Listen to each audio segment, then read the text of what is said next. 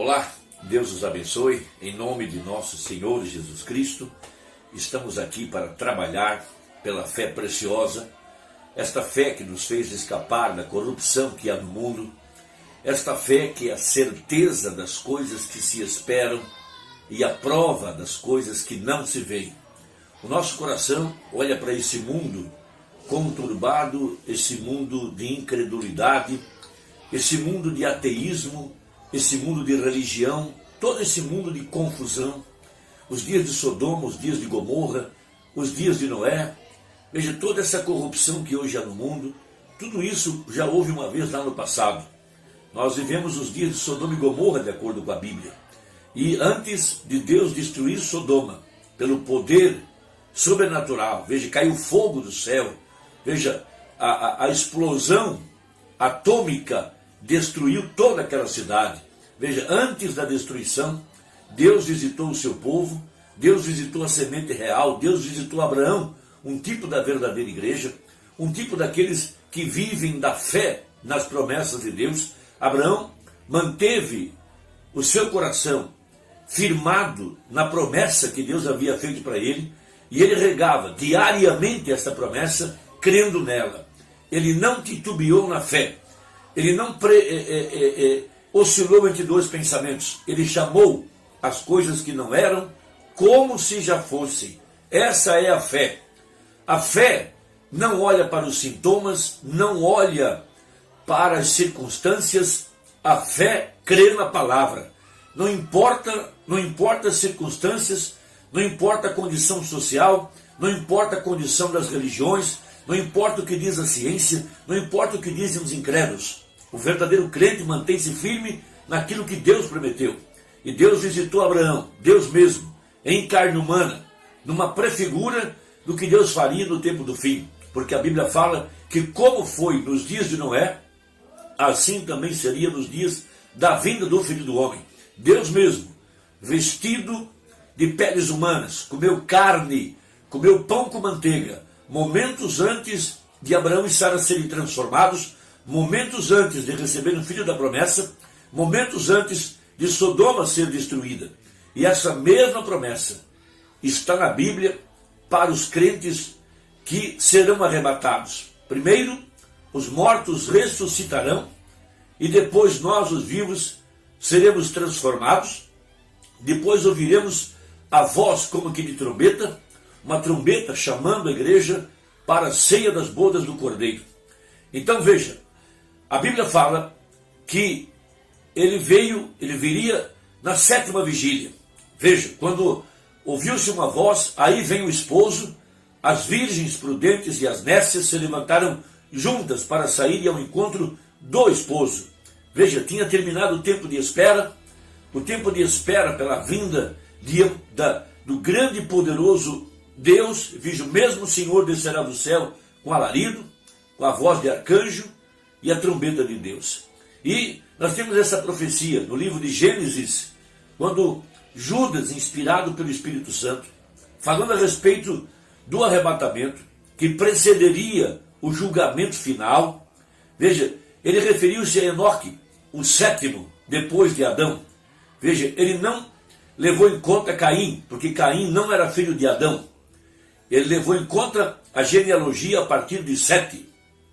Veja, aquele filho que foi colocado em lugar de Abel. Então Enoque foi o 7º da genealogia de Adão. E ele representa a verdadeira era da igreja do tempo do fim, a era que seria arrebatada. Veja, momentos antes da Babilônia instaurar sua confusão, Enoque, o 7º, ele foi arrebatado. Todos nós sabemos que um dia ele saiu de casa, talvez de manhã, entre 6 e 9 horas da manhã, ele foi passear. Deus havia convidado ele para andar com ele naquele dia, no amanhecer, num grande amanhecer. E a Bíblia fala que ele nunca mais retornou. Ele foi tomado para Deus. Foi o primeiro arrebatamento da Bíblia. Depois tivemos o segundo com Elias e o terceiro com Jesus Cristo. Agora estamos aguardando para esses momentos em que nós estamos vivendo. Veja, o arrebatamento da igreja. E os sinais que precederiam esse arrebatamento seriam os dias de Noé, os dias de Ló, veja, e também os dias em que a era de Laodiceia, a última era de Apocalipse 3, colocasse o Filho do Homem para fora. Veja, de acordo com a Bíblia, ela expulsou a palavra, expulsou o profeta desse dia. E quando ela colocou esse vaso de barro para fora, Laodiceia não sabia que dentro desse vaso estava o Senhor, estava o Filho do Homem, estava Emanuel, estava Jesus Cristo em forma de Espírito Santo. Porque o Espírito Santo e Jesus são a mesma pessoa. Então, quando ela se tornasse uma era, quando ela se organizasse, veja, e ela expulsasse para fora o mensageiro de Malaquias 4, o anjo de Apocalipse 10, 7, ela se organizaria e ela morreria. Então isso fecharia o ciclo. Veja, a sétima era. Veja, nesse tempo então, que o Filho do Homem surgiria em cena para reunir a igreja ao redor de uma mensagem, o alarido. Logo em seguida, a voz da ressurreição para trazer os mortos à sepultura. E em seguida, a voz de trombeta chamando a igreja para encontrar o Senhor dos ares.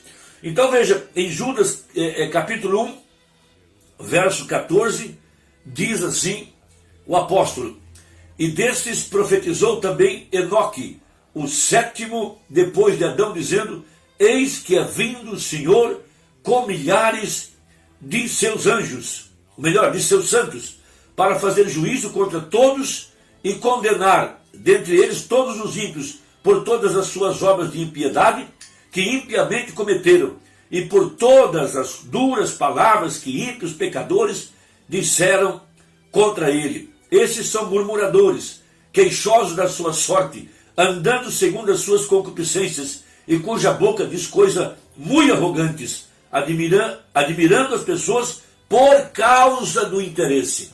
Então esse é o tempo em que nós estamos vivendo, um povo que está debaixo do julgamento. Veja, ele estava vendo exatamente Apocalipse 19, Jesus montado num cavalo branco, e seguindo após ele a igreja, também montada em cavalos brancos. Esse cavalo branco é a palavra. Veja, porque Jesus e a palavra são a mesma coisa. Veja, esse poder que carrega o Espírito Santo, a palavra manifestada, a palavra revelada. Então, isso está dizendo para nós que esta era tem chegado, que a hora tem chegado, e que há uma igreja que está reunida ao redor da palavra, porque onde estivesse o corpo, ali se juntariam as águias. E o corpo é a palavra, as águias são os eleitos que estão se alimentando do pão do dia. Então, na mensagem O Arrebatamento, o profeta de Deus, falando a respeito desse rapto, desse arrebatamento, desse desaparecimento, como foi com Enoque, o sétimo, como foi com Elias, que subiu no carro de fogo, como foi com Jesus, que subiu numa nuvem. Ele estava profetizando a respeito da verdadeira igreja. Então ele disse: agora, nós encontramos aqui que Enoque foi o sétimo depois de Noé, ou depois de Adão, o que foi um tipo das eras da igreja. Agora, todos os demais 6 homens antes dele morreram, porém Enoque foi transladado. Enoque foi arrebatado, o sétimo, mostrando que é a sétima era da igreja que recebe o arrebatamento. Agora, não há dúvida, nós estamos na sétima era da igreja, todos sabemos disso. Então, Laodiceia, a era da igreja denominacional, organizada, morta debaixo de credos e dogmas, porque ela está montada num cavalo amarelo, e o nome do cavaleiro que cavalga é a morte, e morte soletra-se denominação. Então, em meio a esta igreja condenada, veja, ouve-se uma voz: sai dela, povo meu. Uma igreja subindo em fé, subindo em graça, subindo em poder, subindo em transformação, subindo a era da noiva, nesse 8º dia, depois que terminou a era denominacional. Veja, a igreja verdadeira, a igreja predestinada, agora, caminhando rumo à eternidade, ela é chamada para fora, como Enoque foi chamado. Sim, e ela é chamada para esta grande festa dos tabernáculos, ao redor da revelação da palavra, para que ela possa ser transformada, receber um novo corpo, o corpo glorificado. Agora, é a sétima era da igreja que recebe o arrebatamento. Todos os outros 6 morreram, porém Enoque foi transladado. Enoque foi arrebatado. Foi um tipo de todos os demais morrendo, porém a noiva do tempo do fim será chamada para fora. O arrebatar, sem morte, será chamada da sétima era da igreja, o que nós estamos agora testificando daquela era. Oh, que coisa! Oh, que coisa! Vamos cavar agora, bem fundo. Agora, Aqui também um tipo das 7 eras da igreja, o que em Apocalipse 10, verso 7, que o grande mistério do livro havia de ser desvendado pelo mensageiro do 7º anjo. Agora, há um mensageiro acima, sempre, e um mensageiro na terra. A palavra inglesa anjo significa um mensageiro.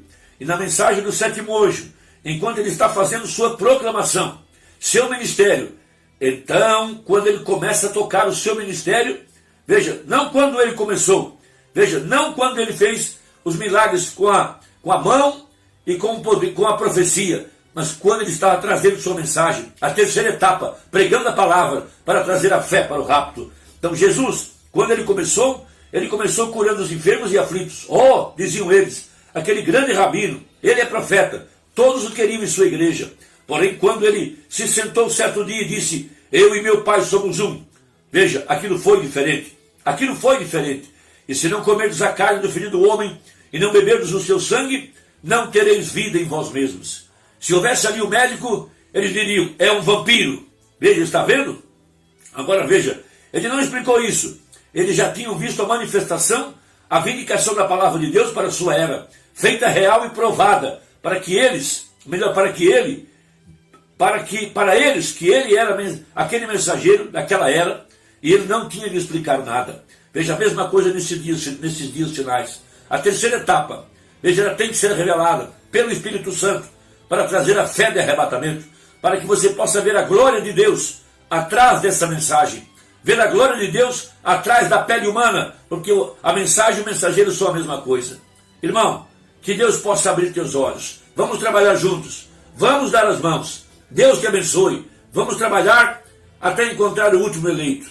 Deus te guarde e até a próxima, se Deus quiser, em nome de Jesus. Amém.